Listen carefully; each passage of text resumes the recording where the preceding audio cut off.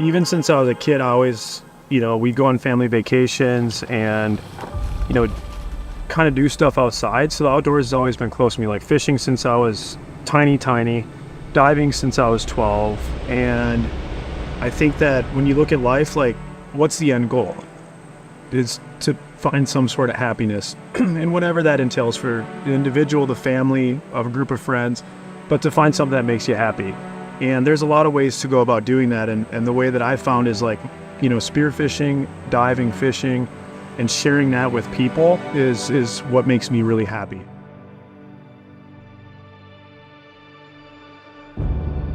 Talking about excitement, happiness, and passion, you got to remember, like, our life is very short. In perspective of the long course of the earth, I mean, we're not going to be here very long.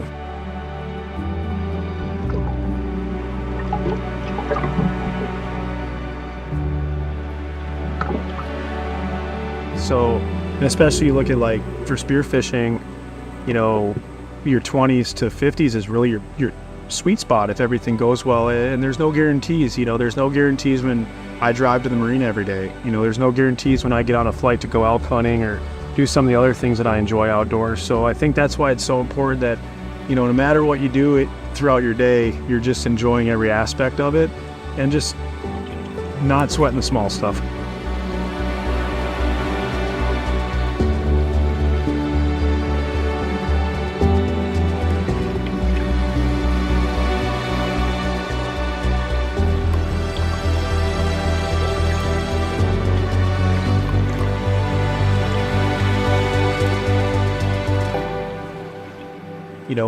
We put together kind of like, I was thinking, I'm like, man, I might want to eat this for dinner tonight with Josh and Austin, and then we go down and we kind of look for those types of fish, and we passed up a lot of fish and shot some nice ones, but it's more about just diving, immersing yourself, and my brain really shuts off when I'm going after a fish, or like the moments when that bull shark came in, and it's kind of like a miniature fight or flight moment. That's like a true trigger where you're just completely shut off from everything and you're just immersed in the ocean.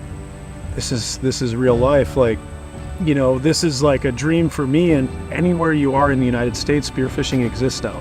It exists in freshwater lakes, it exists in quarries, it exists in the Great Lakes, it's cold water off California, warm water off Florida, and there's micro communities in each area, and you can get in with these little communities of divers, and all of a sudden it's like it just opens up the whole world to spearfishing.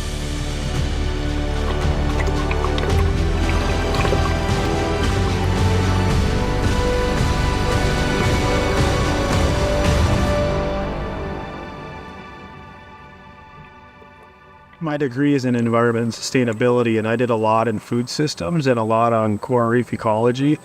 And, one of the most important things is our carbon footprint on food. So if you live here on the coastline, you should be focused more on local fish, stuff that's brought in from commercial fishermen or divers. And I think, like, anytime you have a dinner, you should think about, like, the amount of energy that's created. Like, you look at our meal tonight, and the footprint of energy and carbon on that is very, very small. We went out a few miles, we shot our fish, we came back in, we cooked it, and it's done.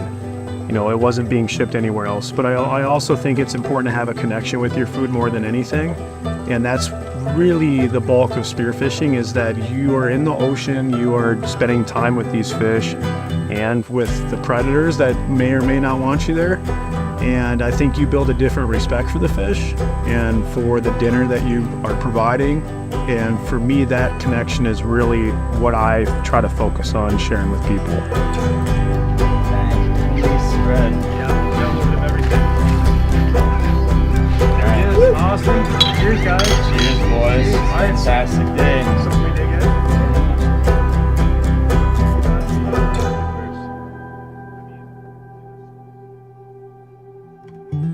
Amazing. Yeah, anything else you want to throw in there? Any shout outs? Cool, man. I'd like to thank my mom and dad. Yeah. Always kicking me in the ass. Yeah. That's it, man. Cheers. Appreciate you, man. I appreciate Josh. That was awesome, dude. That was a sweet day.